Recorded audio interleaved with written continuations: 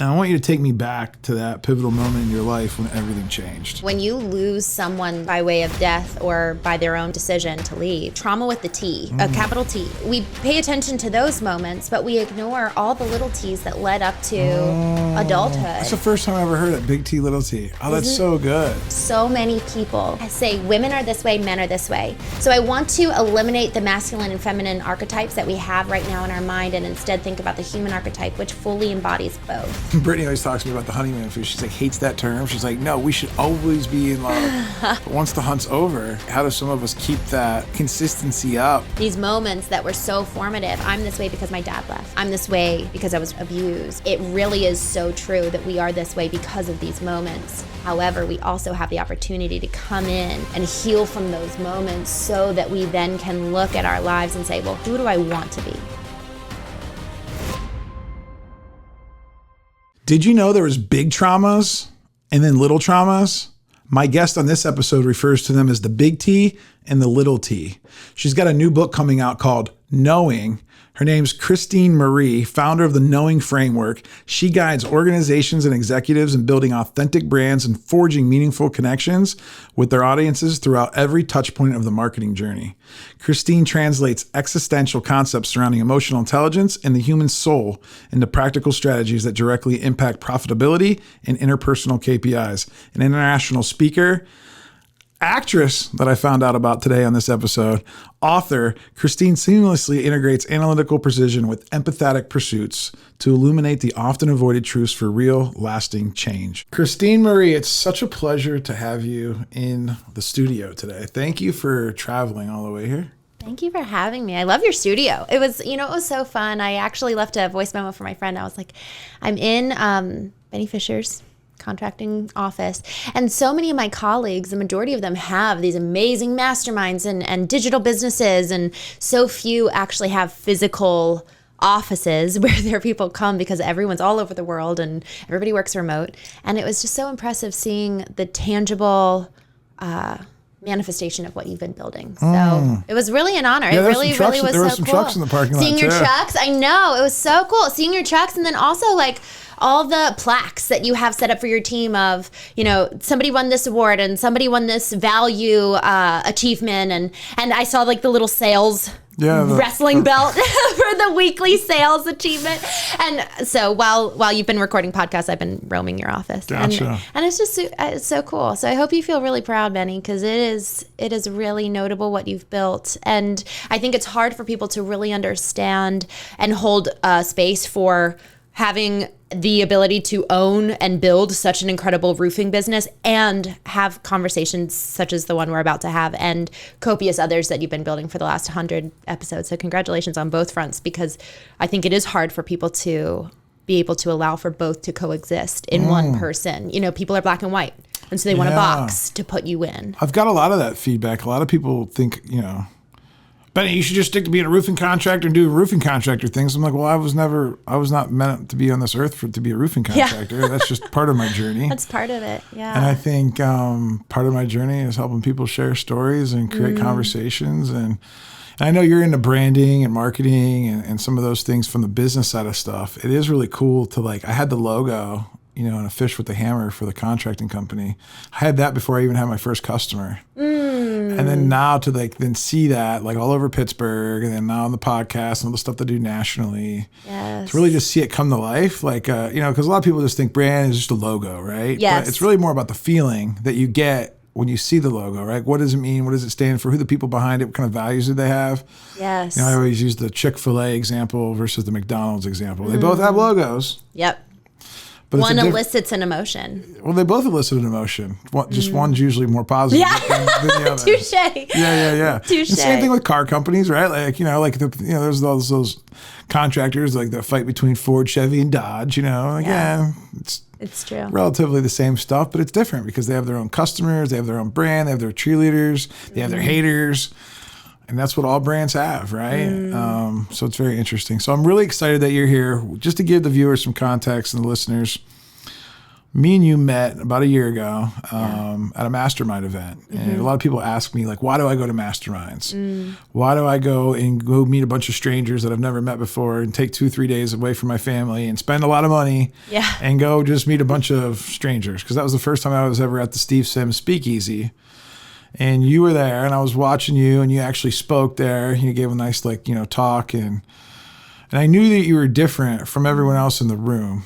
And why do you go to these types of events? Why do you go to masterminds? Because I have a lot of entrepreneurs that listen to this podcast. And so I just want to start out with that, and then we'll get kind of right into it. I love that question. Someone actually just asked me, because we have a Steve Sims event next month that we're both going to. And someone asked me that very question, why are you going? And not just for his event. There's multiple reasons. So with this theme of not getting black and white, there's so much nuance and gray going into the reason why you might go into a room. For me, the number one reason why I initially started was because it made me feel so uncomfortable. It is so easy to get stuck into a pattern of this is what I do, this is how I live my life. And I had a cataclysmic moment in my life that kind of changed the trajectory of how I was living my day to day. And so with that change, I just realized, wow, okay, if I want to heal and grow and improve as a result of this change and actually incur benefit from this change that did take me by surprise years ago, I need to lean into discomfort. And so entering these rooms is a form of leaning into the discomfort. Now, granted, I know a lot of people now in some of those rooms, but I'm actually going to an event next week in Miami by Patrick Bet-David. I know not a single person there, and it's thousands and thousands of people. It's called the Volt Conference. And I think at this time this airs, that will have already taken place, but that's one of the first times in a good bit that I've gone into a brand new room where I know no one. It's a lot easier and more safe to walk into rooms and be the speaker or know the host, but to walk in completely unaware of anyone who is attending on a interpersonal relationship level, it forces me to see myself in a completely new perspective than I would if I was just doing my normal day-to-day, engaging with the same types of people. That's really good. I like that. Yeah. It's interesting, Benny, because even in putting yourself in new environments, if you're thoughtful and self-aware, you're going to start asking yourself questions of why am I behaving this way? Why am I thinking this way? Why am I doing ultimately the behaviors that have become so normal for me in these other environments? And you start questioning and thus getting to know self more so that then you can improve upon whatever those little idiosyncrasies are that you have never noticed before. So even just getting on a plane, 2 years ago when I started traveling a lot, I noticed, I was like, why am I feeling like I need to rush when it's my turn to stop in the queue of everyone boarding the plane, and it's my turn to stop and put my luggage up in the bins, and I felt this need to rush through the process, whereas everyone else I afforded all the time in the world. But that reflected a view of my own self-worth. Something as small as the way I board a plane reflected something so deep and core in me that needed serious help and tending to in order for me to not then have that mindset permeate other areas of my life. And so that's why going into these rooms, from the moment you leave your house, you're on this journey of what can I learn about myself during this time to then be able to address, tend to it, and heal and repair. So when I met you a year ago, and you were the speaker, you shared a really personal story about yourself. I don't know how many times you've shared that story before. It felt really raw, emotional, very vulnerable. When Steve asked you to share, did you know right away what you were sharing about, or what was your process in coming up with that content that you gave? Because it was very powerful. Thank you. And we'll get into the content in a second, but what was that process like for you?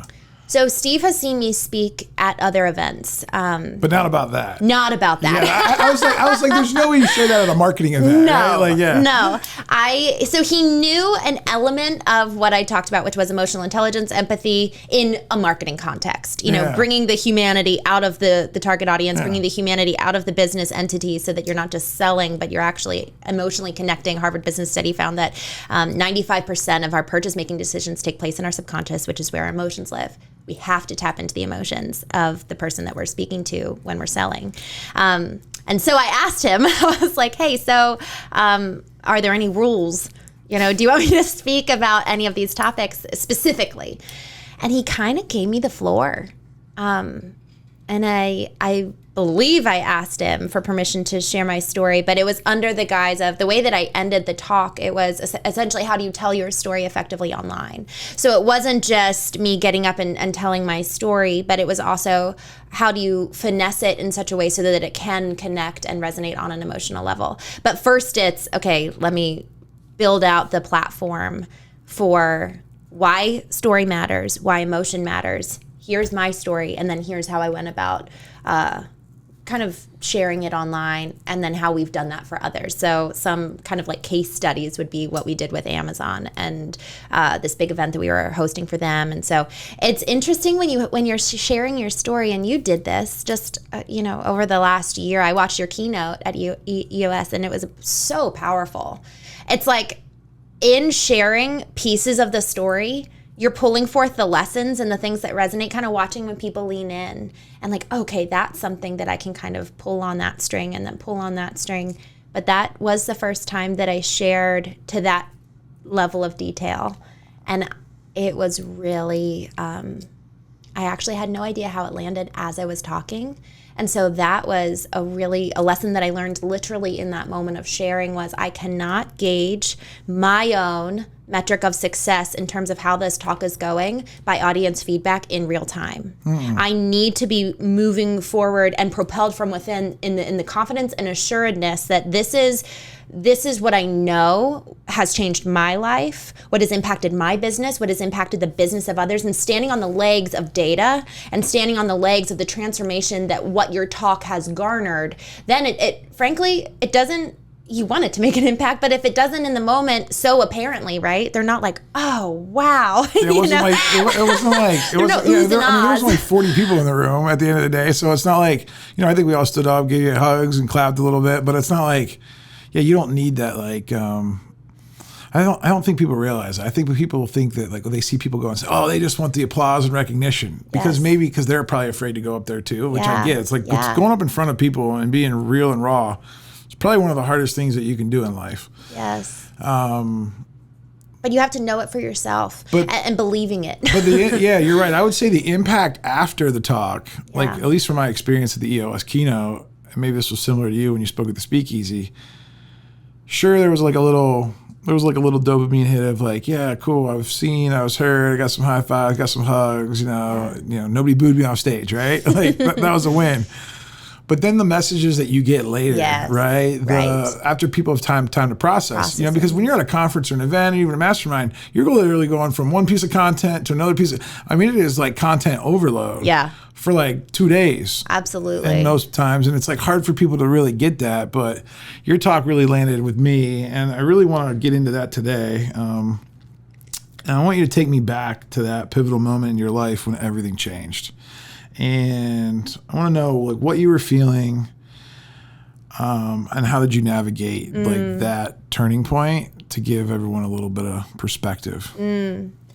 So really there's 3 pivotal moments, but only in the last moment. And I refer to it kind of like reckoning with brokenness. These moments just crushed me. But it was only in the third reckoning, you could say, that I allowed it to impact me to the fullest. It's like when we are standing in the ocean and we like are gritting and we're burying our feet in the sand when the water comes up and goes back and our feet dig down deeper and like kind of resisting the water from taking you over. But if you allow yourself to feel the weight of it, yes, you're going to be crashed down. But actually, you might get closer to shore and you might get closer to home by doing that, rather than just continuing to wade further and further and being strong and strong and strong. It's actually the strength. Where does the strength really lie? Is it in standing your ground when the waves hit, maybe it's not even both. It's both. Allowing yourself to go home when you need to heal, to tend to, the whatever it was that knocked you over, and then go back out, and then you can go further because you're actually stronger because you went home to home base. And so essentially with those first 2 moments of reckoning with brokenness, I never allowed myself to feel the weight of it for a couple of different reasons. So the first experience with brokenness, so I grew up, I'm one of 6 kids. We were all super, super close and just had the best time. My mom was a stay-at-home mom. My dad has a painting and finishing business. And so that was able to provide for our family so that she was able to stay home with us, which God bless her. I can only imagine having 6 kids and running a household and all that. It was a lot of work. And so we grew up very close, Christian conservative. And one of the core ethos that my mom helped us cultivate, for better or for worse, was that essentially we should always act in accordance with the shoulds as dictated by God. So we should act this way. We should feel this way. We should present this front that kind of matches others in our community, our church. And so there was a very clear guideline of what constituted success by, you get married, you stay married, you have lots of kids, you always speak the truth, you are always joyful, you always are peaceful, you never then there's the antithesis of each one of those. Joy, okay, anger, peace, okay, chaos or anxiety or worry. So it's like, okay, in saying and presenting this is how you should be, this is also who you should not be and how you should not feel. So the whole concept of emotions was actually something that I very strongly abhorred. And I found some element of very quiet pious over and kind of superiority over my ability to not feel anything. I would watch certain people close to me, even my mom, she felt so deeply. And so I would watch kind of chaos ensue when she would feel and then come back and apologize for feeling. So I was like, okay, well, 1, you apologize when you do feel negative emotions. And then 2, negative emotions actually produce chaos. So there was no healthy or I suppose you can even say orderly representation of what processing emotions looked like. And so pretty much every association with emotion or feeling led to disorder, chaos, disconnection emotionally. And so I was 4th in the lineup of my family, and a narrative that was spoken over me as a kid was that I was supposed to be like Mother Teresa and help people, serve, bring the family together and bond them. I had 2 littles and 3 olders, and I was the bridge. And even today, my dad will say, Christine just really bonds the family together and holds the family together, and I'm so, what an honor and what a weight of responsibility for this little kid, this little girl, 4, 5, 6, 7, 8, 9, 10. Like at such a young age, you're effectively being told that you're the caretaker. And thus, when your mom has negative emotions or needs help processing, you then abdicate the role of child and take on the role of parent. And I think for so many of us, because our parents aren't perfect and our parents aren't emotionally healthy or healed, there's a trend now of emotional health that I think is so important and so needed. And our parents today, if we're lucky, they're now starting to get emotionally healthy in their 60-year-old self, 70, 80, 90. And so our parents weren't healthy and emotional, so they didn't represent what emotional intelligence and emotional health looked like. And thus, most of us today are being willing now for the first time, perhaps, to go to therapy to address what is not right. The way that we were raised to think, the narrative spoken over us that we've now adopted that is now who I am and self-defining, rather than exploring us for who we truly were uniquely made to be, rather than either a representative of our church community, a representative of our school, a representative of our families, a representative of our parents' emotions, and translating that to the rest of the world, because for some reason we were the only ones that could understand our parents, and they found refuge and respite in their child, rather than the child being able to find a safe place in their parents. When did you, and I know this is reckoning number 1, but when did you become ultimately aware of that? Like, only recently. Was it after Reckoning 3? Yeah. So after Reckoning 3, like 3. You started doing some of the work, and then you figured out, like, oh, there was a Reckoning 1. Oh, here's my Reckoning 2. Here's the ultimate reckoning that led me down this curiosity. Yeah. I suppose, right? Kind of, it's very similar to my story. Obviously, different stories, but similar to like, you know, he hit on the head with a 2x4 a couple times before like exactly. you wake up and you're like, all right, like I got to do something about this because like I don't like who I've become and like what I, you know, what's been happening. Tell me. And if I can I jump in there real keep fast? Going, yeah. One thing that's interesting is that, you know, Reckoning 1, 2, and 3 are very apparent. You know, when you lose someone by way of death or by their own, decision to leave or whatever it is, you get in a car accident, something big, trauma with the T, a capital T.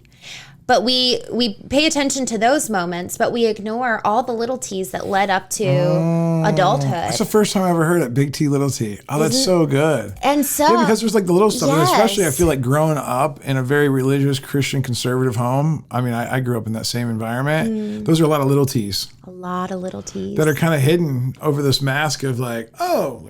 We're good. Yeah. Don't drink. Don't do this. Do these things. Go to church every Sunday night, every Wednesday night. Yes. Like just. Right. Well, and think about it this way. What is actually more damaging?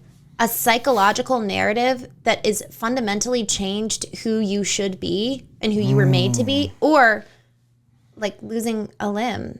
But emotionally, you're fine. We look at people in other countries, you know, third world countries, and we're always baffled. How come these people who have nothing are happy? And then us with everything, we're so not well and not aligned. It's the emotional. So there's so much data that proves, you know, the emotional, social rejection, isolation actually has a similar damaging effect as a physical attack. So like the emotional and physical, our brain processes it in a very similar way. And so if we're only tending to the obvious capital T traumas, we're missing out on a majority of our brain that needs tending to our heart and soul. So in terms of what that first reckoning was, again, very apparent. My sister, she got married to her high school sweetheart. They met on Valentine's Day, their senior year of high school. And just the most winsome human. His name's Nate. Just absolutely wonderful. Kind of like everything you could ever expect in these successful entrepreneurial types. You know, he was applying to Oxford and just so beautiful inside and out. He just had this ability to see people and love them and make them feel like $1 million, and no one was beneath him. And they got married, and they were married for 4 years, and they had a little girl named Alyssa Rose, and she was 3 weeks old. And I got a phone call that he had been killed by a drunk driver that morning. And I even, like, looking back at that moment, I wouldn't even talk about it because I never wanted to revisit that morning, and I never wanted to feel the shame that I felt in hearing the news. I never called my sister because I couldn't fix it. I had been the caretaker. I had been the fixer of the family, and I couldn't. I remember getting the news, and I was like, I can't even pray. Like, there's nothing to even pray for. You know, there's nothing to be done. And you know, I did shoot her a text, but there's so much shame in how we handle the capital T's that even in going back and healing from those reckonings, you know, even the big T's aren't addressed because we feel so much shame over those from all the buildup of the little T's that have been unattended to. And so then when the big T's happen in our lives, we are fundamentally ill-equipped to handle them and heal from them and move through them well, and then be able to care for others well too, much less ourselves. So that was the first reckoning. And I had gotten married the year prior. I got married when I was 20, as a good Christian conservative girl does. And my husband... Barefoot and pregnant, man. That's what you got to do. That's what you got to shoot for. Long hair. No, just kidding. So my husband came over to me shortly, you know, just kind of like in the chaos of that weekend. He was like, let's invite my sister Jen and her baby girl Alyssa Rose to come live with us. And I was amazed, like, what an incredibly generous offer. That was incredible. And so They came and lived with us for 2.5 years. And so, continuing on with how I was raised to be, being the caretaker, I was really tending to them, and I just was ignoring all of that pain inside of me. So when it comes to that reckoning, I think that there's, so again, not being black and white, there's so much nuance when it comes to healing and reckoning with the capital T's, especially when it's something that so drastically impacts someone else. I think that it was the right move for us to be the caretaker of her for that time. However, I went way too long before I assumed personal responsibility for my own healing. And my lack of healing started like weeding its way into all these other areas of my life and kind of poisoning, I don't want to, poisoning sounds so negative, so I actually want to choose a different word. It was like, just kind of like this silent undercurrent flooding into all my relationships. Like I would look back over my journals and I was just like, man, no one knows. I'm just so sad all the time. It's almost like you were getting, it's like if you had like a jar of like pure water and there was a little bit of food coloring that got stuck in it and it got it murky. And I love that analogy. Mercury. It's not poison. It didn't kill you. It just slowly starts to... Yeah, it's like starts to spread. It's like harder to see through. What a good way to less put clarity. it. You're so gifted with analogies, Benny. That's exactly what I was thinking of. Yes, that's what it was. And so finally I was kind of, realizing 6 years later that I needed to heal from that. But also right around that time, my husband said, we were 6 years into marriage, and he had mentioned a few things along the way that I knew we weren't good. 2 weeks into the marriage, something shifted. And I was like, 2 weeks into the marriage? Mm-hmm. So we had just gotten back from our honeymoon, and I was like, something's different in just his energy towards me. But I didn't have any proof. He still said the right thing, did the right thing. But it was like a personality shift a little bit, where he just didn't seem to have the zest and zeal and love for me like he did up until, literally the day before when we came back from our honeymoon. And, is he driven? Is he very driven?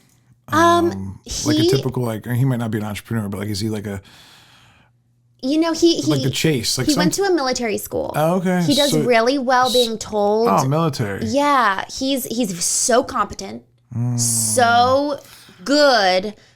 Hey, here's what needs to be done. He's going to come up with a strategy. He's going to remember every detail. He's going to kill it. So here's what I think happens, because I'm wired a little bit like this. I think what happens, and I don't think it's by any fault. I don't think we do this on purpose.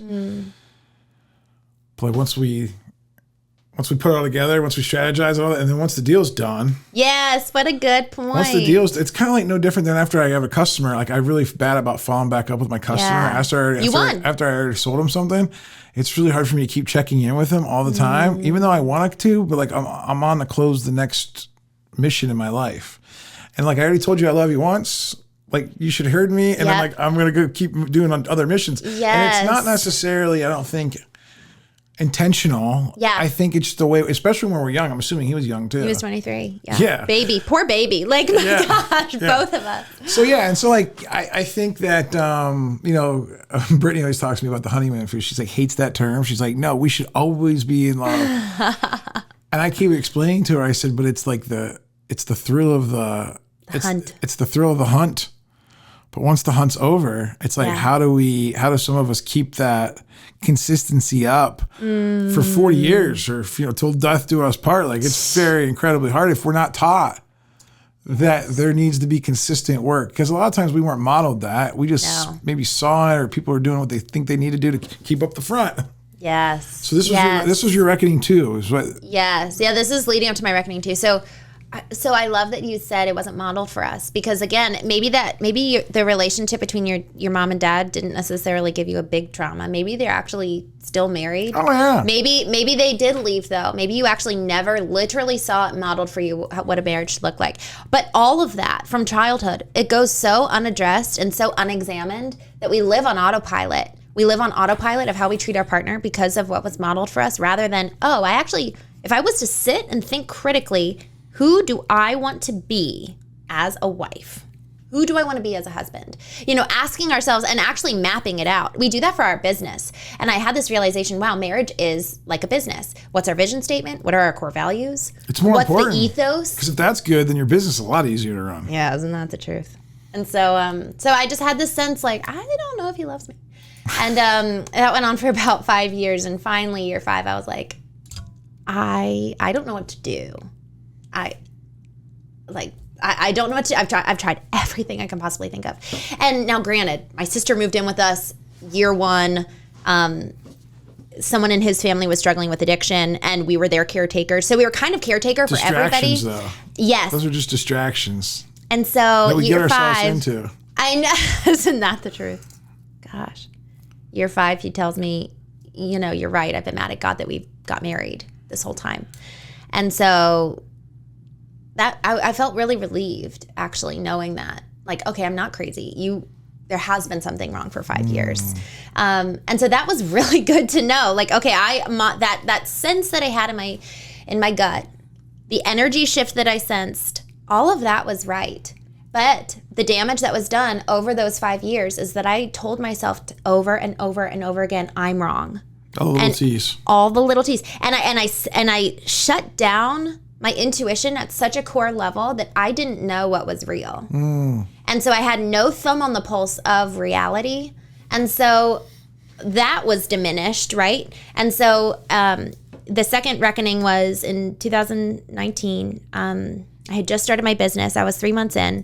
And he told me he wasn't sure if he wanted to stay married anymore. And I was advised, and that just broke my heart, even though I knew, right? Like I knew he didn't love me. And I also wanted I believed in him. I believed in us.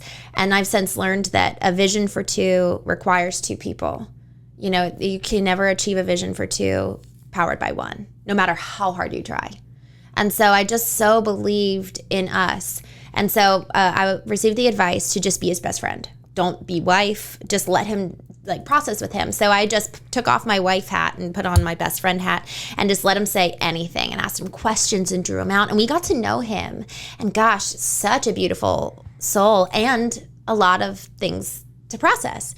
And during that time, he was kind of looking at a table with all these pieces of your past. Everything that had to do with God that was on that table, he was taking off and just kind of dismantling everything he knew about God. And the goal was to rebuild it, but he was in the dismantling stage. And so this is like a therapy experience, or he wasn't in therapy, but us 2 together, we kind of were doing the work. But the thing that wasn't that's interesting. Great. How'd you learn how to do that? Or how did because I'm sure you're just in your mid 20s now. I late know. 20s, I know. I think that's a gift that I have. My dad, growing up, was really good at asking questions. And I think that's actually something that my sister's better at it than me. Like just kind of a superpower that we learn to cultivate of seeing people and really just being able to focus on them. Now there's a shadow side to that, which is self-abandonment. And so I'll get to that in a second. Okay. But I'll speed along here. So reckoning number 2, he tells me he wants to leave. Get all the pieces down on the ground. Yeah, he starts dismantling. I didn't pay attention to how I was feeling or doing. And so I started therapy because I knew that I needed to process losing Nate before I even wanted to start processing, okay, he's sticking around, but he always had a foot out the door. And so he was like, yes, so I've decided that I wanted to stay in this marriage. But if at some point, you want to have kids and I don't think it's good for us to stay together. And I'm like, but you want kids? And he's like, I do, but just an example. And so he kind of always had that foot out the door. So I started therapy in 2020 and it was for the purpose of processing from losing Nate. And right when I started therapy, I started reading Daring Greatly for the first time by Brene Brown. And I learned through that book that emotions are actually a good thing. And so throughout this whole time, I'd been stifling my emotions over losing Nate. I was stifling my emotions when my husband said he wanted to leave because I needed to be his best friend, right? I should take on that role of best friend and just, I'll heal later. It's fine. Let me just hear everything, all his problems about me, all the problems about the marriage, anything hurtful, damaging, it's totally fine. I can take it, kind of. And so And so when I started therapy and started actually realizing that emotions are actually a good thing, our bodies and our brains, literally the logic and the emotion, they go hand in hand. Emotions, and I learned this while I was writing my book over the last couple of months specifically, I learned that the emotions are the automated sensations in our body. They're not conjured by us. They're actually a physical sensory response to whatever it is that's happening. And it could be predicated in the past data. It could be predicated in any of our 4 wisdom centers.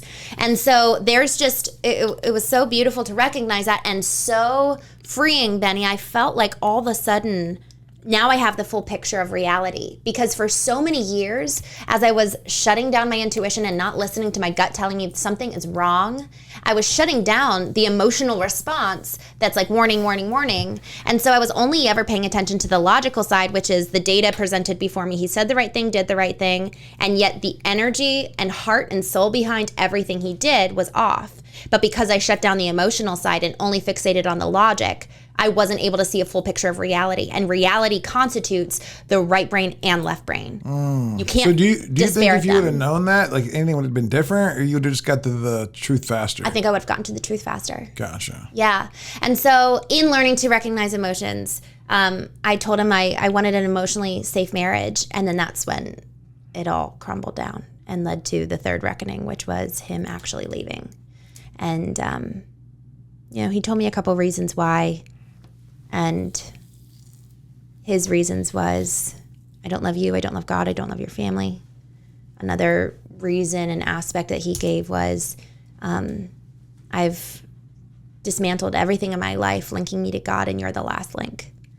And, he said that we had the best marriage out of anyone he knew. And he also said that, how can I love you if I don't love myself? And I didn't get that at all. I was so broken, and I was just like, I was so crushed and kind of broken open. And I knew that either I was at a crossroads, either I would turn and address the pain inside and take responsibility. I never healed from Nate. I never healed from the first time he told me he wanted to leave. It was 2 years later when he actually left. So I let 2 years go by where I wasn't addressing any of the pain inside, and solely focused on him, that when that capital T came, when he actually left, I had all of this built up, all this unprocessed pain, that I kind of had to start at the beginning and be like, okay, let me do all this work, intermixed with the heightened emotions of just so much sorrow and grief over losing. It's like your entire future is shattered. And I get told congratulations for being divorced. And now, I can look back in hindsight and hear that and in a different kind of lens. Yeah, but when you grow up your whole life and say we got to be married for 50 years, yeah, because that's what the church says, and that's what mom and dad say. Exactly. It becomes very oh my gripping. gosh, it's so. Oh, it was. I never would have thought. And I was the textbook perfect wife, right? Well, yeah, because when you do it, because you were trying to you were almost like robotic in that way, and then exactly. he probably. I mean, listen, I'm making a lot of assumptions because I don't even know who this man is, but I'm assuming he was probably a good man. You wouldn't have married him. Yeah. And because he was a good man and you were so good to him, he probably felt a lot of contempt in his heart about being able to just really just say what he needed to say to say this doesn't feel right. And I think as a man, a lot of times we don't have the words to articulate, because that's never been modeled to us, first of all. Right. And second of all, we don't even know how to have those candid conversations and open that up. And so, and he's probably one of these guys that probably likes to see things finish through and his mantra was. So it's almost like, oh, I failed, and we don't want to fail. Guys don't want to fail. Yeah. And so that's where the 2 years of I know. And eventually he must have had the courage. Eventually he must have had the courage to be able to do that. Well, that's an incredible. Yeah. That's an incredible. I mean, it's incredible that you're so young and able to process that. So because that's only just happened since 2020. You said. Yeah, he left in 2021. 2021. So only been 3 years. Yeah. And so when did you feel comfortable even sharing what you did, even with a friend, or when did you feel comfortable starting to even process all of this publicly a little bit, or with a friend, or? Well, there's a big reason, even honestly in this moment. So today, August 31 is when we're recording this. It would have been 11 years today. We got married 11 years ago today. Oh, wow. And so even in this moment, I'm like, man, I want to honor him. I do. I want to honor me. And Benny, that's new. I looked back at pictures of us and I felt so hateful towards me. How could I let myself get into this situation? We only dated so many months. I was so young. How did I not know better? And it wasn't anyone else that I was angry at. I felt so much anger towards me because I didn't know better. I didn't, take care of myself. Why? This is interesting. This is probably off my line of thought, but I have this question I can't help. Yeah. Why did you get married to him? That's a great question. I was loving dating. He was and is still the first man I've ever been with, and I've never said that publicly. But there's no shame in that. That's pretty incredible. Yeah, he's the first. He's the first and only. There's not very many women out there like you. I can tell you that. well, and so there was a few competing elements there. He encouraged getting married. But he didn't really grow up in a God environment. No, he did. Oh, he did? He grew up very similar to me, actually more conservative. Oh, and do you think that's what maybe pushed him away from that house? I think so. Gotcha, that makes sense. This is why, this is just another reason why processing our childhood is so critical, because then we end up punishing our partner when really it was our past. And there's a lot of blurring the lines between the pain in the present, which should be attributed to pain in the past. He'd be a good interview. I don't know if you're out there, buddy, but if you do, hit me up, man. It'd be good to talk to you about that, because I'm sure he's on a different journey. But it's always I'm like so curious of like where people are. Like, it'd be fun to like interview you in like 20 years from now, 40 years from now. Yeah, right. Right. Like, isn't it so true? Are you talking about interviewing my former husband? Yeah. Benny, I have thought about this. Like me doing it, because like, we might not feel safe with you. No, I want to have a conversation where I want him and me to speak with anyone that I may marry. I want the man that I end up marrying again. Hopefully I'll get married and have kids and babies. But I actually want the man that I want to marry to hear from the horse's mouth, because I know why I would have left me back then. Well, you're a different person. Yeah. You've already reinvented yourself. You've transformed. Like, I can already see it. Like, I can already feel like it. But you telling me that story right now, and like knowing I know about different versions of myself, you're already a different human. Now, whether he would have been attracted to this Christine or not, we don't know, because we don't know how he is right now. But at the end of the day, like, you're a totally different person. You may have the same first name. Yes. And you may have the same social security number. Yeah. But you're a different human being. Well, and the thing that's interesting is looking back. So after he left, I had this moment that I call kind of like my awakening. Like, I looked in the mirror for the first time, and I never had to taken again. You can only look in the mirror when you're willing to see the truth, because so long as you're unwilling to see the truth about yourself, and you're wanting to play the victim, and you're wanting to assign blame, and you're wanting to say, and even a lot of people, I can still today use childhood as an excuse. Well, I'm just this way because my parents, or I'm just this way because my pastor, or whatever. These moments that were so formative. I'm this way because my dad left. I'm this way because I was abused, or I'm this way. And it really is so true that we are this way because of these moments. However, we also have the opportunity to come in and address and process and heal from those moments, so that we then can look at our lives and say, well, who do I want to be? Rather than living as a victim. Well, there's also all the good that happened in your childhood that also made you a strong woman to be able to like start to go search for these things and figure it out. So like, at the end of the day, I hear you. And I think it all depends on the stage of like the valley that you're in, where you like, blame it on my childhood, or wow, what an incredible experience I had in my childhood. Yeah, it may not have all been roses and rainbows, but it created this amazing me that's able to actually look at things happening for me rather than to me. I love that. Have you ever read The Gap in the Gain? Yeah. It talks about that. It talks about going back to moments and being able to reframe it so that you pull forth a gain in every moment. And I speak so carefully because I did have such a beautiful childhood in so many ways. Me too. I didn't experience pain until Nate was killed on that core level, right? I was 21 when I experienced my first capital T. So many people experience their first capital T at 7, 4, 6 months. I was talking to someone at a retreat I had a couple months ago, and he was like, my dad left at 6 months old. I'm like, that is devastating. Some people don't even have their dad at 6 months. I mean, Alyssa, she lost her dad at 3 weeks.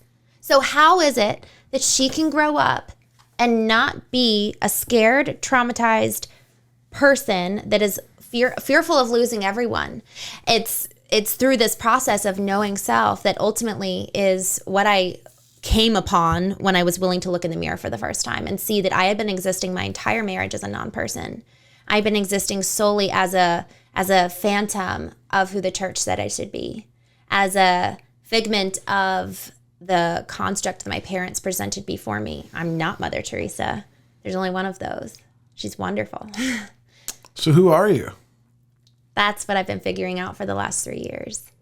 And we were talking about this last night with Brittany. You know, there's so many different, even just before we started, I think about our being in kind of like a triad. We've got ourself, our personality, the physical, the laughter, the antics, and then we've got our soul, which is the seat of the emotions, which is how Thomas More describes it, and I think it's beautiful. And then the spirit is effectively the pathway to the divine, where we're able to, I said earlier, the 4 wisdom centers, and I didn't know about this until my therapist shared. Effectively, we've got 4 different wisdom centers in our body that processes information. And one of those is the intuition, the gut, in the emotion. So it's like the emotional wisdom center. There's the physical one where you actually be like, oh, that's hot. Like that's a wisdom center.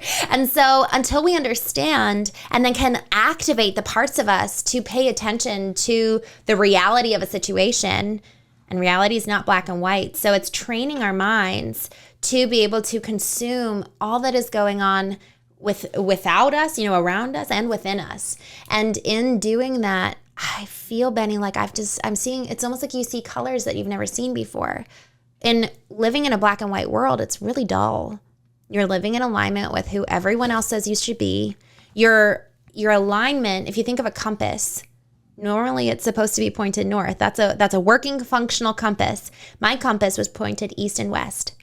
I was looking to everyone around me to tell me who I should be, how to act, how to live. They were giving me my KPIs, key performance indicators for success. It's like if a business is operating and they're looking at their competitors and then they're making their business decisions based on what the competitors are doing, that's a terrifying place to be. Because just because they might be a competitor in the market, you know your historical data, you know who you even want to be, what is your mission. It's probably going to be different from theirs if you're a true, strong brand. And so like even talking about Dunkin' and Starbucks, you go in and you have a completely different experience. But they have to know who they are to thus be able to cultivate and act according to it. Acting is just a mirror of everyone else. Like you're never going to have the breadth and the depth and the grounding that is necessary for you to be able to operate not only as a respective individual, but to be able to capitalize on your potential. So it's so funny you said the Starbucks and Dunkin' thing, because this morning on our way to the podcast, we actually had a Dunkin' experience at Starbucks for the first time in my entire life. It took us 30 minutes to get a coffee, and they closed the doors behind us. We were the last. They said no more people coming in the door.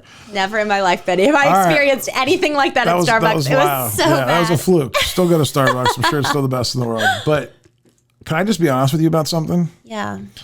You spent 2 minutes and didn't answer my question. Who am I? You literally ducked it and dodged it. Let me tell you. And like, why can't, like, yeah, just tell me who you are. So I am Christine Marie. And there is an element of that which I actually don't like putting words and being put into a box. So to try to put words to who I am a soul. I have such deep emotion, and it was silenced for so long because it scares me. Even today it scares me how much I care about people. It scares me how much I care about just life. It's a terrifying place to be when you care so much. and yet acknowledging that that's a core fundamental part of who I am, it's really freeing. And I am a strategic mind. Like I'm so good at strategy and taking data and analyzing it. And that's a core part of me too. And I'm a daughter. I love my family. And, all these different, so there's so much to each one of us. You can look at it from the self piece. Like, I love having fun. On the Enneagram, I really resonate with the 7, which is just like loving to go on adventures and make memories and have fun. And I also love, so that's the self part, and then the soul part, and then the spirit part. I hate saying that I'm a Christian because there's so much pain there, and the church was the furthest place that I wanted to be. And I love Jesus. And so there's just so much complexity. There's so much nuance that, to be honest, Benny, in thinking and knowing who I am, I'm still working on how to share it, how to talk about it, because I know all of the nuance and all of the non-black and white and all of the dismantling of the boxes that I had carefully curated for 28 years, that now I'm looking at just like this almost like masterpiece, because each one of us has that. I'm looking at this masterpiece and I'm like, wow, look at all of these colors. What even is this painting? I think it's me. So there's a lot of people listening, both male and female. And there's men right now that are thinking about your story from your ex-husband's point of view, mm-hmm. and maybe even from your dad's point of view. Because I have a lot of older entrepreneurs that are probably listening that probably have kids your age, and, they probably grew up with strong Christian, you know what I mean? They're probably that person. Then there's women that are feeling like they're in your shoes right now. They're trying to serve, right. Protect at all costs, put the shields up, armor everywhere. Yeah. Got to keep it all together.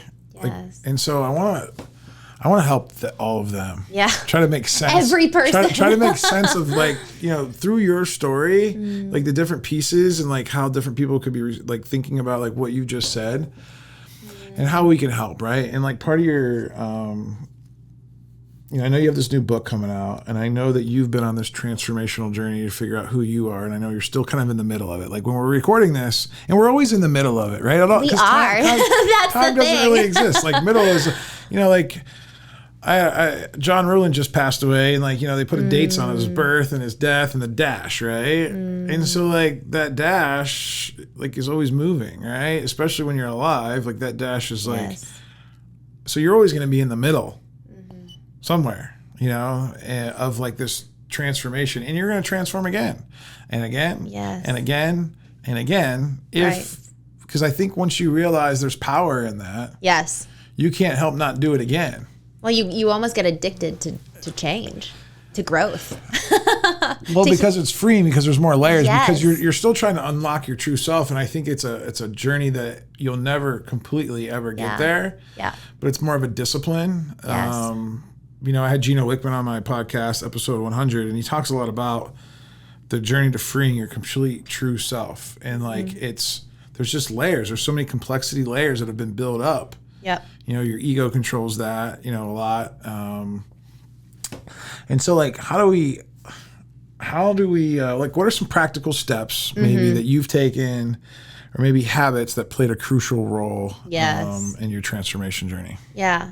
I love that. And I've been thinking about this a lot, because it's so existential to know thyself, and I really do believe that that's actually one of the greatest pursuits any of us can do. One, it is a universal pursuit.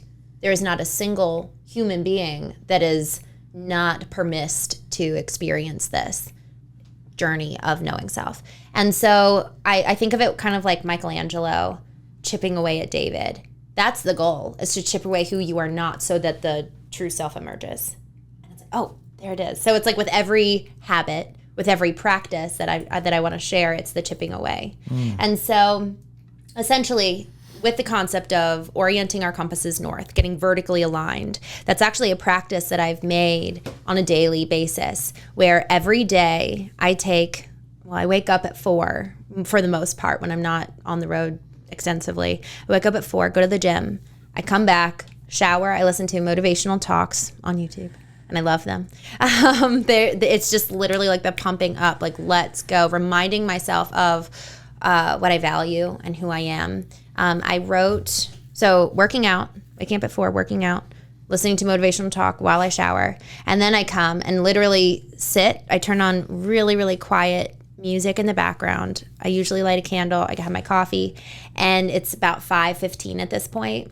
And I'm feeling energized. And honestly, there's a sense of, I think ideally, I was about to say powerful, but I want to give some context to that word, Benny, because I think so many people say women are this way, men are this way. So I want to eliminate the masculine and feminine archetypes that we have right now in our mind and instead think about the human archetype, which fully embodies both the feminine and the masculine. Yeah, it's like an infinity symbol. Yes. That's just constantly flowing. Yes. So I want listeners to do that, to kind of do away with, oh, this is a woman speaking, this is a man speaking. It's like, okay, the human experience every morning entering into this place of getting vertically aligned with a feeling and position of power. Sitting down and I sit and I read. Every morning I read the same thing. I have a little pink journal that I wrote down last year on my 30th birthday. I wrote my eulogy. Who do I want to be at the end of my life? Am I living my life in accordance to be that person? Am I being faithful to execute the practices necessary to be able to look back, on my gravestone and be able to say, yes, I am this person? Because we got to be paying attention to our eulogy today. We don't just become that person at the end of our life. We have to do so with great intention. And so the goal is that with intentionality, I live every single day. And this practice of vertical alignment, so I've taken my eulogy and I've written it in present tense. And I read out I am as opposed to Christine was. So everything as it pertains to who I want to be, I have translated and I'm now effectively manifesting every single day. Reminding myself of what I value, what's my mission, what are my goals? And then I read that, and then I'll spend the next, I love when I have the luxury of a full hour and a half for a vertical alignment. So I read my eulogy, which has now become my manifesto in some ways. And then I will proceed into whatever it is that frankly I feel led to do. So I journal a lot that morning. I've got a couple books that I'm reading right now. I also, after that time of prayer, also included in that, and just really listening. I take stock of my body. How am I feeling and doing this morning? You're being still. I'm being still. And the thing that's so cool about that is that with listening to the motivational talk, there is a semblance of power there. Peace doesn't negate power. The beauty is when both can coexist, like you're saying with the infinity circle. So that's where I really like to exist and start from that place of being so grounded, so centered, taking stock of my soul, spirit, and self, so that I don't take myself by surprise throughout the day. Other people might, but I know who I am. I'm reminded of what I need to do during that day, even just as simple as, okay, here's my tasks for the day. Here's my one thing. Jay Papasan wrote a book. Gary Keller and Jay Papasan wrote the book, The One Thing. And that book effectively highlights what's the lead domino in your life that you need to knock down that then knocks down all the rest of the dominoes. And so over the last year, my one thing was every morning I need to write. I need to create. And so, frankly, I've written my book now. We're working on the copy editing side and wrapping that up.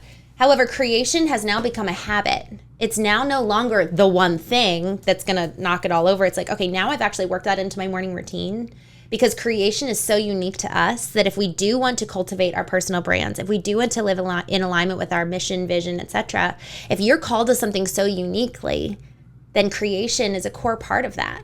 And we have to afford ourselves the time to create, even if it's as simple as writing down a social media post. It doesn't need to be anything long. It doesn't need to be a full 300 or 3,000 word blog, but just taking the time to create and ultimately allow your brain the space to process and create something new.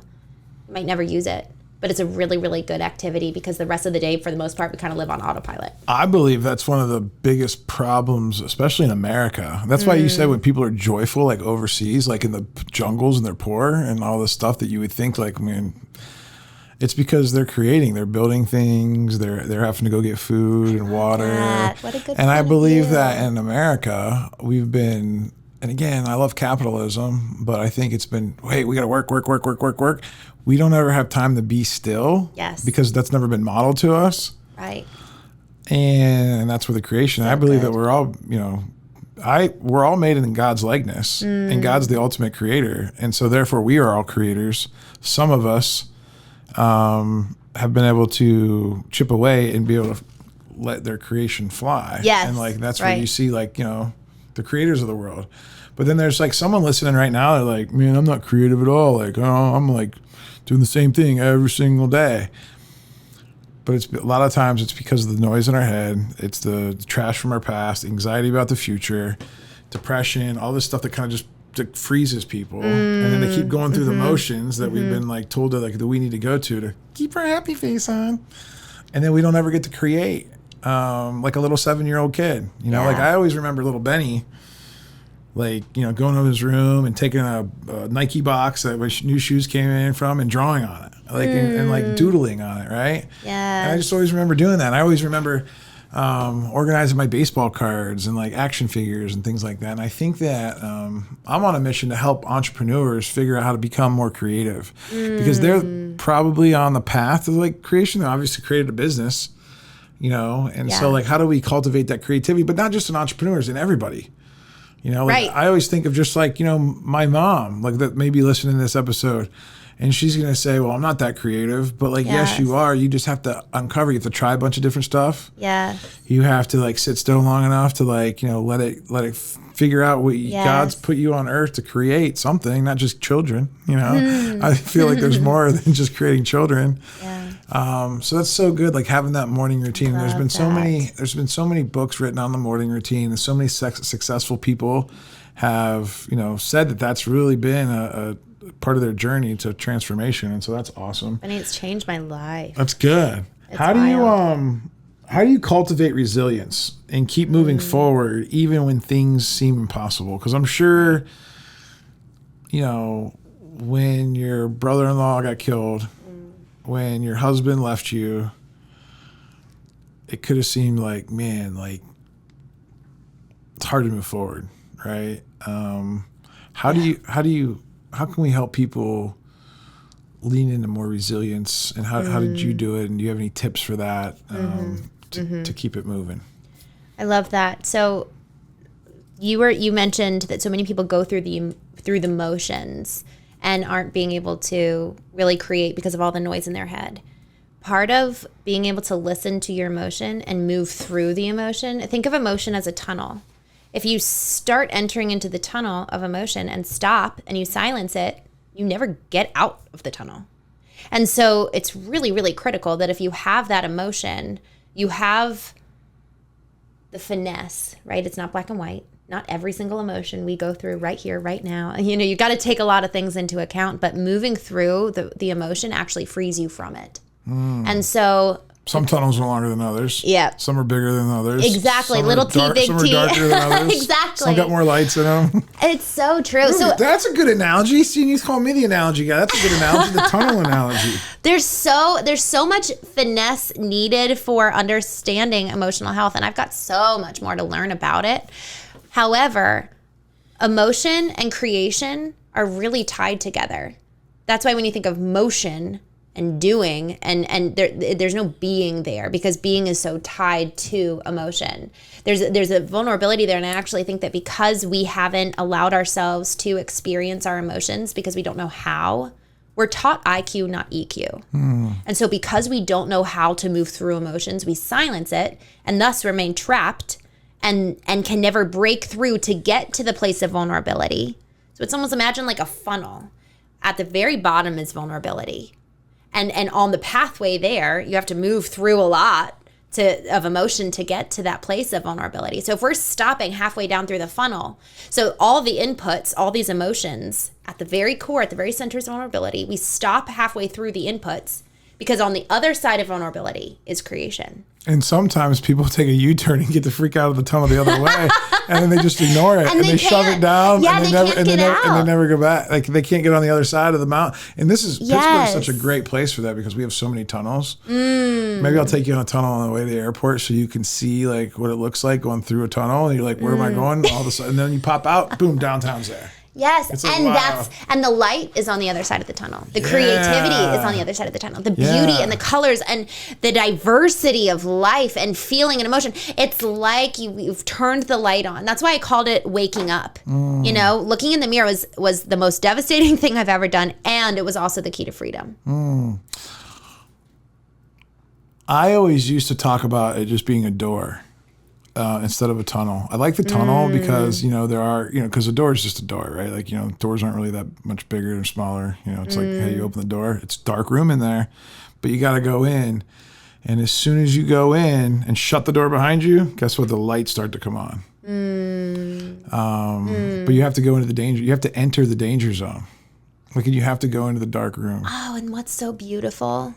That's why I used kind of the concept of being home, allowing the wave to crash you and knock you back up to shore so that you're home, because the goal is that you and I become the caretaker for ourselves, the caretaker for our souls, so that we're not needing, I think everyone should go to therapy, but we're not reliant and dependent on a therapist. We're not reliant and dependent on our partner. We're no longer codependent. We're interdependent with those who we choose to do life with. But we and of ourselves, with our soul, spirit, and self. And the spirit, again, we're never really alone because the spirit is the pathway to the divine. We're never really alone, but ourselves are home. And so in that dark room, so when we talk about how do you kind of maintain resiliency, leaning into the emotion is actually the key to freedom, along with reminding yourself of truth. And that's where the position of the divine integrated in our lives is actually one of the things that was most important to me. Because if I allow my former husband to say who I am, well, he left. Most people leave people who are a certain type of person, right? So, which begs the question, well, what's wrong with me? Why wouldn't he love me? And so if I look around me and have everyone else define whether I'm successful, they define whether I'm lovable. They define whether I'm worthy. This didn't happen, but my dad left at 6 months.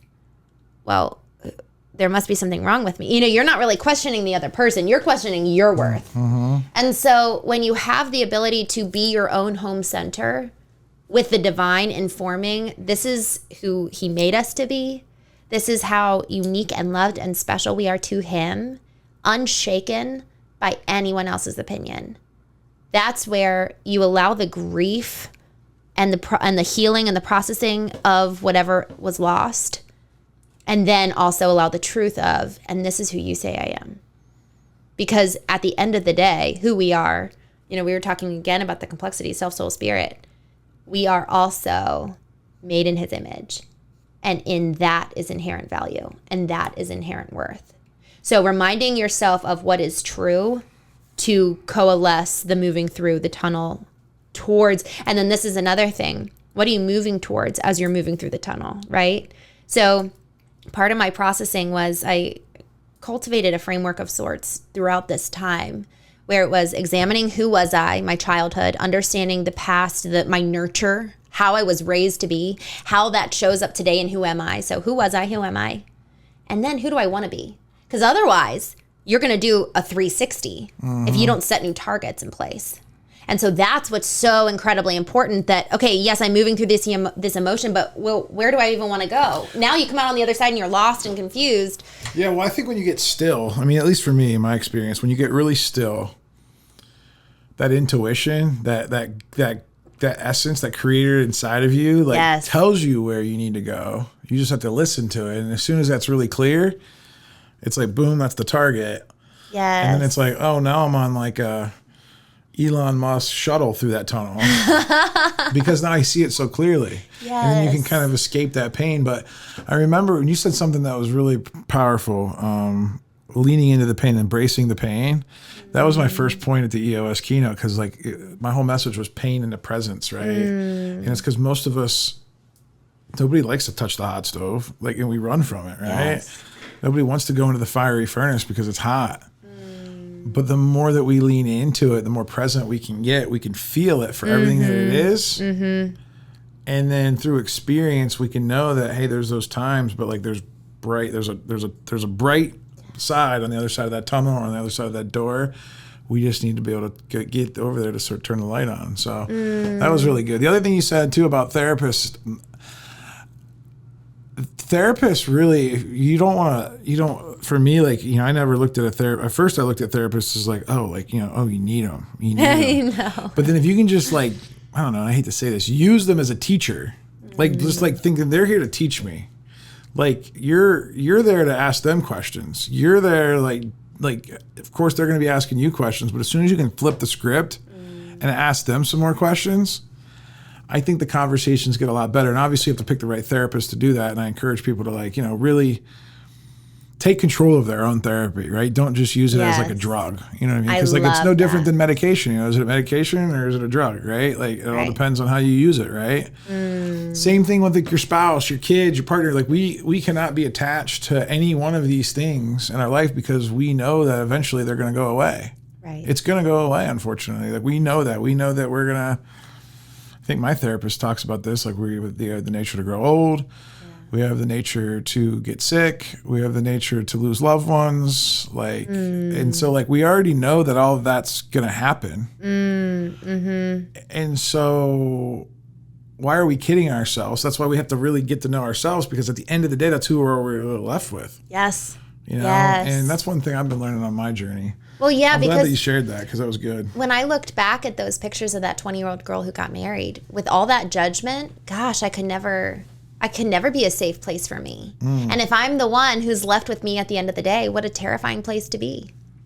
If you think about that and kind of take it all the way home, if we cannot exist with our own selves, and not just today, but looking back historically, and extend the compassion that we need to heal then during that time, we are our own harshest master. And no one else has us in bondage except for our own ideals. So there's something really powerful about creating who I want to be, laced in love, rather than powered by fear. Is that in the book? To an extent. There's a lot. The second book. But I want to get to the book, because I haven't had a chance to read it yet. I know you're still in, like, you know, as we record this, you're still in like pre-production, almost ready to launch it. I know you're towards the end of the year. You're going to launch it to some of your friends and close people, and then I think publicly next year, right? 2025. Yeah. Can you give us a little glimpse into the core message of like what that book is going to be about? We obviously know what inspired you to write it, I'm assuming. Yeah. I can just tell by your story, but tell us give us a peek under the hood. Yeah. So it's divided up into 5 sections, and it really is diving super, super deep into how to know yourself. What does it look like to activate that state of being? Like we talked about this whole time, like we don't know how to exist with our own selves, and being able to create your being, your self, soul, and spirit to become the refuge and caretaker for yourself, so that you now are home, as opposed to looking to everyone else around you. It includes other aspects of that whole concept of knowing self, which is how to extend compassion in these different regards. I do share some personal stories in there. It's for the purpose of driving home a point. And actually, I wrote the first version of my book I was not in the book. And my copy editing coach, she really illuminated that actually I was still moving through the process of learning to like myself, that I didn't actually want to be in it. And so I always hated that concept of self-love. It felt like an excuse for poor behavior. That's what it felt like. And so now I realize that we need that to be the very foundation upon which we live. Otherwise, we will never find a safe place anywhere, to your point, that we are born alone and we die alone. And so essentially it's learning how to wake up, know who is looking back at us in the mirror. What does it look like to go back to the past, understand the narratives, how they manifest in our lives? What does compassion look like throughout that journey? and how do we ultimately heal and set up guardrails. Think of it like a bowling alley. I love the bumper, Yes, the bumper bowling. yes, the bumpers. Or if you don't have the bumper, then you go in the gutter. Yeah, I know. I go into the gutter. And you know what my therapist, Dr. Douglas Brackman, the guy that wrote Driven, talks about. He says, and he's got a chapter in his new book coming out. It's called God Shops in the Gutter. Oh, he's wonderful. I love that. Yeah. That is so stunning. Wow. What do you think, what do you hope that readers gain from your book if they go to read it? And by the way, what's it called? Knowing. Just knowing. Yep. Just knowing. Knowing. Knowing. Yes. That's it. Yep. All knowing. Right. So what do you hope that, readers will get out of it? So I actually include exercises at the conclusion of most chapters so that people can take stock of who they are and get to know themselves. It's also going to have a workbook associated with it because the goal truly is that the outcome, they know who they are. And not just who they know who they are, because we're always evolving and we're constantly chipping away at who we are not and getting more clear, but they're equipped with the tools to move through life, to be able to slow down, lean into whatever it is that they're experiencing, ask why, and get to the root so that then we can uproot the weed that's there and plant something new. Looking back, and you're so young. I mean, you're 31 years old. Yeah. Baby. I can't wait to see what the next 30 years looks like. But looking back, what would you tell your younger self who was just starting out on this journey? Journey of life, or 20 getting married, or 28 when he left? Whatever comes to mind. What would you tell your younger self? I saw a picture yesterday of our wedding. I was with all my bridesmaids. And, oh gosh, I think it's so important, Benny, that we learn to find ourselves. It sounds so silly to say. I think it's so important that we learn to find ourselves as beautiful, because then we'll have a higher standard for how we act, how people treat us, for how we move through every day. We're going to live with intention if we actually value what we afford honor and time and respect to that which we love. So if we don't love ourselves, our actions don't hold as much value, our behaviors don't hold as much value, our very life itself does not hold as much value. So if we were to fundamentally reframe and view ourselves as worthy, as loving, as there is a purpose and a reason and a point for my existence, sometimes it's just a matter of finding out what that is. But it has to come from this place of love rather than fear. And so I live. That's so wild that you just said that. That's in Gino's book too. Really? What's one of his discoveries? That all decisions are made out of love or fear. Yes. Oh, and here's the thing. Here's the thing that blows my mind. And actually, this was a conversation we had at the Knowing Retreat in August. It was the men's only Knowing Retreat, and it was amazing. These men came so ready. They came ready to be exposed and dive deep and know themselves. It was so powerful. And we were talking about how fear is only ever about the future. You cannot have fear in the, right here, right now. I can't be fearful because it's happening. It's happening. You already know. Yes. You're already knowing. Yes. And so the way to counteract fear is to be so present. Mm-hmm. And being able to be so present right here, right now, in this moment, with you, with Cody, with everyone listening. I was so present, I forgot Cody was here. Just kidding. What a beautiful opportunity we have to live today. What a beautiful opportunity. Now everything is beautiful. It's totally changed my life. Even in the most traumatic to most turmoil parts of my life, I've been able to lean into this being present. But you have to practice it, man. It started with just going to one yoga with Brittany, and only because I liked her and I didn't want to hang out with her. And then there was a little light meditation at the end, and then it got into trying to meditate more on a daily basis, silent retreats, float spas, different modalities. A float spa? Have you never been to a float spa? No, but I will. I might have to stop you. I might have to drop you off on the one on the way to the airport. I'm not going home. They're interesting. But anyway, Wow. but that stillness, right? That quiet mind, right? To where like there could be a storm brewing, but you're like right in the middle of it and nothing's moving. You're the center of a storm doesn't move.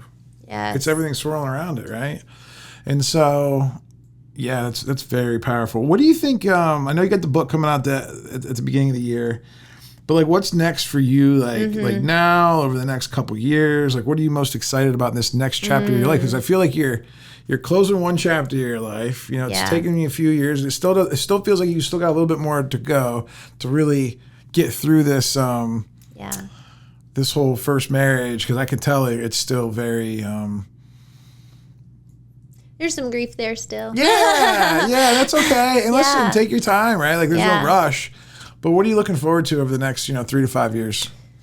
Well, I fulfilled my childhood dream last year, and it was only because I started being brave enough to manifest and actually speak out who I wanted to be. And sometimes who we want to be isn't necessarily in action. What was that childhood dream, by the way? It was to be in a movie. You were in a movie? I was in a movie. I was in a Christmas Hallmark type movie, and it was the most Like, did you have fun. A speaking part? Yes. Oh, like you're like one of the leading ladies. You weren't just like an extra in the back and like. Yeah. No, it was so much fun, and actually, it's supposed to come out this. What's it called? Christmas.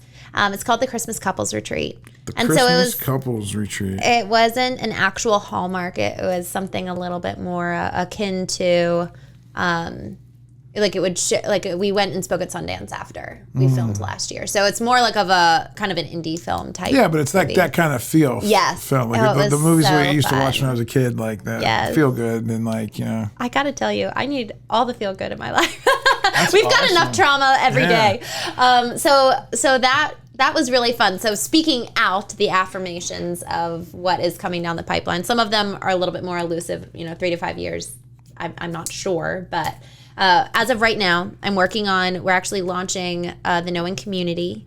And we're going to start out by having daily vertical alignments. So what I was talking about that I do every day, I'm going to start recording those and putting them out for free for the Knowing community.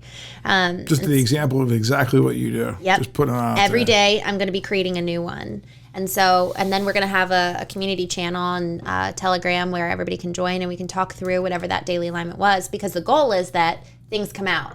And I don't want to just leave people with this open wound, perhaps. And so we'll kind of discuss it and identify what are other people doing that's helpful, and then everybody shares. That's when all the trauma comes out. Is like when you get still, right? When you do get still. And then it just bubbles up, and then it's like knowing like what to do with it after you have it, because it will come up.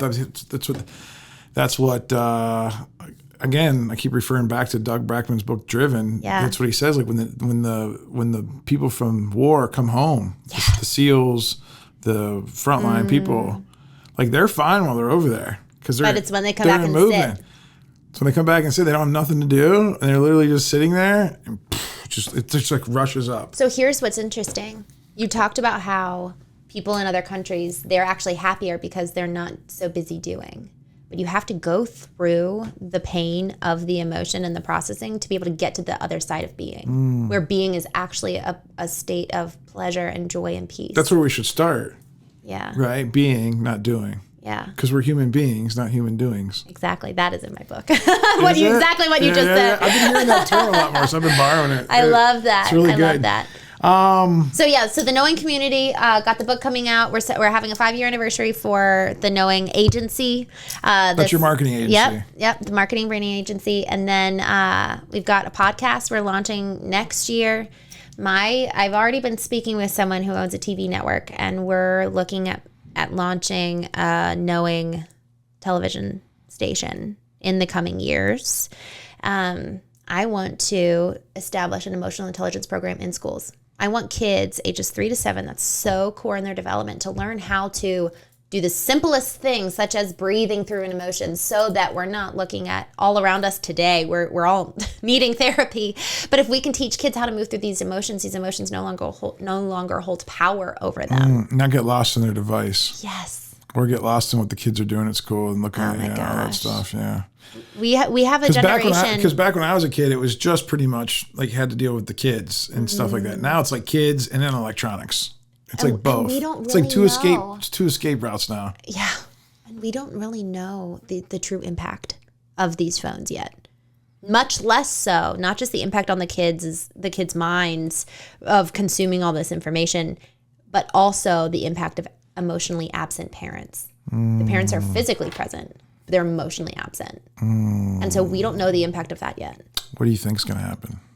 I'm really nervous. I think they're setting they're going to model for their adulthood. They're receiving the model from their parents today. This is what it's like to be in a relationship. So I think we're just going to see how kids act today, which is always on their phones. That's just going to be the next wave of adults where nobody really talks much. I read the book Fahrenheit 451 when I was young, and where we're heading reminds me of that, where everybody's just fat and lazy and can't communicate and just kind of emotionally, mentally, spiritually dead. Talk about being creative. Well, your phone, I mean, it's that the whole point is that in being, you're having the space for creativity. Emotion flows. And then that's the fuel for the creativity. But if you're constantly doing, even if you're sitting on your phone, on the couch with your phone, you're still doing. You're still consuming. The goal is to decrease the inputs so that new outputs, creative outputs can come forth from your core center, right? So that effectively you're having and giving yourself time in your being to process all that has come in so that something new can come out, rather than just the repetition and autopilot of old behaviors, patterns of thinking, etc. So elimination of doing. 31 years old and you just talk. I mean, you like so much. Wow, you've been through a lot to be able to clearly articulate all of this. This is impressive. It's gonna be. I can't even imagine what it's gonna be like when you're 60. That's wild. And 90. Thank you. Like that's gonna be interesting because you're on the forefront of all of this. I can already tell. You're like leading into a place that's. Most people are not even aware of. Like most of the audience isn't even aware of. And you're like already like way out in front of it. It'll be interesting to see where like this work like takes you. And I'm kind of excited for it just to watch. How can the listeners support you? Like if people want to get to know you more, connect with you? Yeah. So Christine Marie, my name's spelled a little funny. Christine, not Christine. I'm Christine. That's the way to remember it. ChristineMarie.com. You can sign up for getting informed when my book comes out. Got a newsletter on there, send out kind of bi-weekly emails. And I do post a decent amount on social. I don't actually post a lot about my business. We actually implement this whole concept of knowing on the business side, really knowing your brand and knowing your audience and knowing your data. You have to know the truth in order to then be changed by it. And that doesn't just mean on the personal level. That's a professional level too.